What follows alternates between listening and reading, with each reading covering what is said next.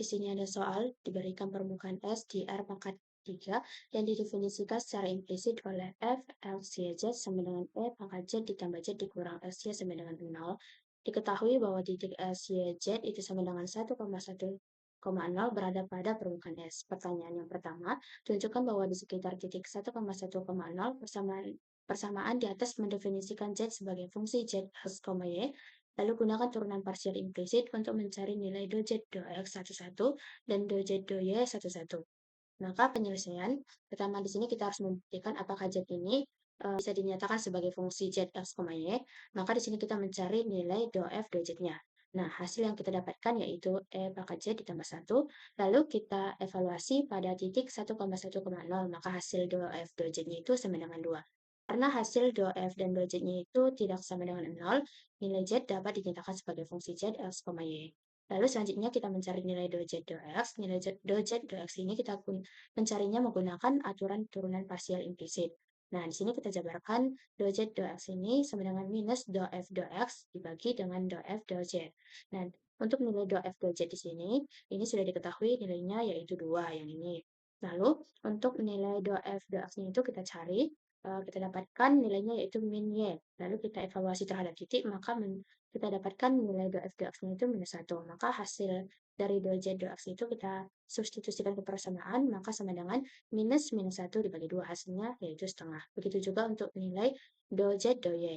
Kita cari nilai df dy-nya, kita dapatkan nilai df dy itu sama dengan minus 1. Maka kita substitusikan ke persamaannya lagi, maka kita dapatkan minus setengah dibagi 2, makanya setengah. Lalu selanjutnya soal nomor 2. Gunakan hasil pada 1 untuk membentuk pendekatan linear dari Z, X, Y di sekitar titik 1,1 yaitu fungsi L, X, Y hampir sama dengan Z, X, Y. Nah, di sini bisa kita menggunakan rumusnya untuk pendekatan linear yaitu L, X, Y sama dengan Z, X0, Y 0 ditambah 2Z 2X dikali X0, Y 0 lalu dikali X dikurang X0 ditambah 2Z 2Y dikali X0, Y 0 dikali dengan Y dikurang Y 0. Karena pada soal di sini titik S0 Y0 itu 1,1, maka kita tinggal substitusikan kebersamaan. Setelah kita operasikan hasilnya kita dapatkan yaitu setengah X ditambah setengah Y dikurang 1. Itu adalah hasil dari L, X, Y. Lalu selanjutnya soal nomor 3. Gunakan pendekatan linear L, X, Y yang ini untuk menghampiri nilai integral lipat 2. Nah, di sini pada daerah R di mana daerahnya itu R 1,1,2 dikali 1,1,2 pada bidang X, Y. Nah, di sini kita buat integralnya.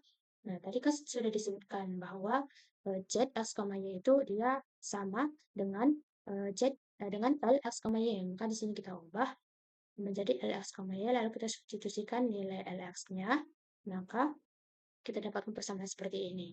Nah, setelah itu, langkah pertama yaitu kita harus menghitung integral di dalam terhadap Y. Maka kita dapatkan nilai 0,1x dikurang 0,09.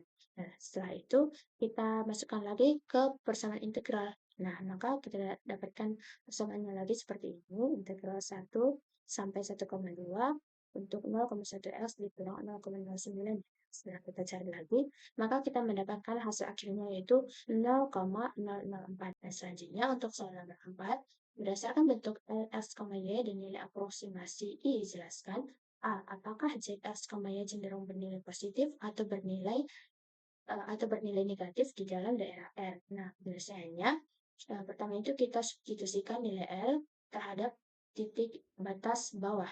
Titik batas bawahnya itu yaitu 1,1, kita substitusikan hasilnya 0, begitu juga untuk batas atas, kita substitusikan nilai 1,2, hasilnya itu 0,2. Nah, karena LX, Y bernilai antara 0 sampai 0,2 di seluruh daerah R, maka cenderung bernilai positif.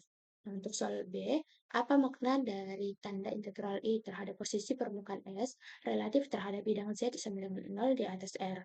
Nah, di sini dari soal nomor 3 kita peroleh nilai aproksimasi integral yaitu 0,004 atau positif. Integral lipat 2 dapat diinterpretasikan sebagai volume bertanda antara permukaan Z, X, Y, dan daerah R pada bidang S, Y. Karena integral I bernilai positif, ini berarti bahwa volume total yang terbentang antara permukaan S dan bidang Z sama dengan 0 di atas daerah R adalah positif.